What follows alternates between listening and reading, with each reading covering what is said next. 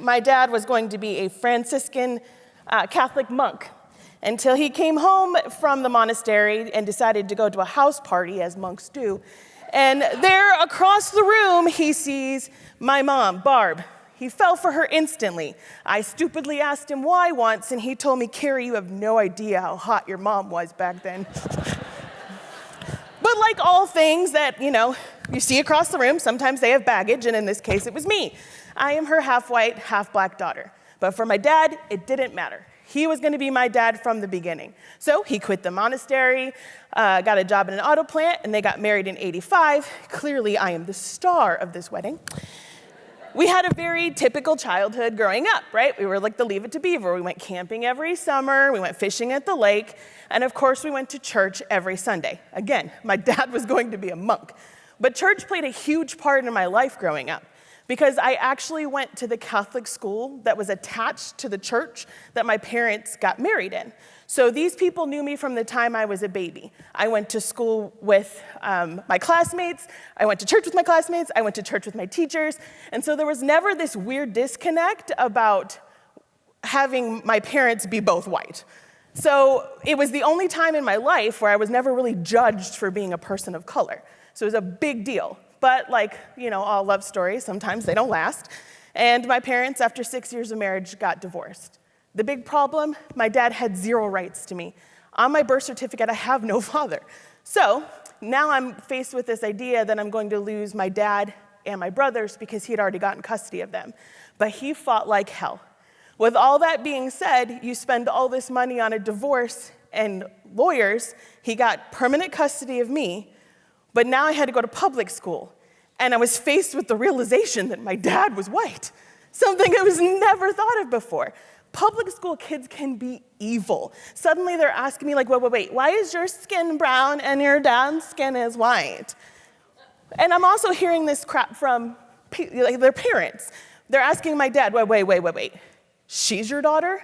And his response was perfect. He would just say, yep, because the only thing that they needed to know was he was my dad. I was starting to feel like I was in some sort of weird world where suddenly people didn't know how dads and daughters worked. I'm a daughter.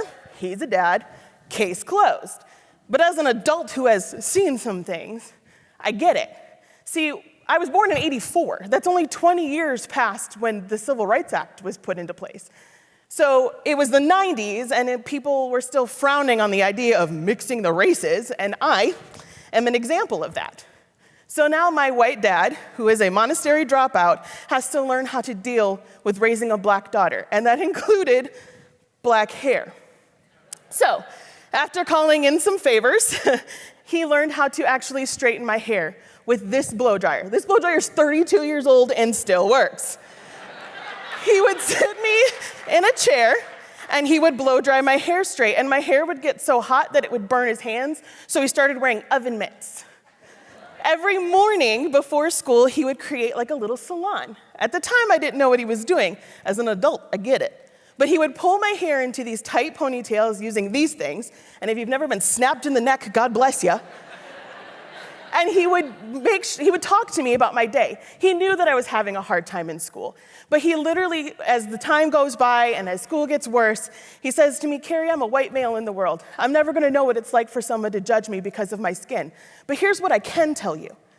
Stupid people are gonna keep producing stupid people. You don't need to give them the satisfaction of showing your tears. You come home to me and you cry as much as you want to, but you don't have to let them win. So, cut to, even though high school sucked for the most part, I did meet my husband, so there's that.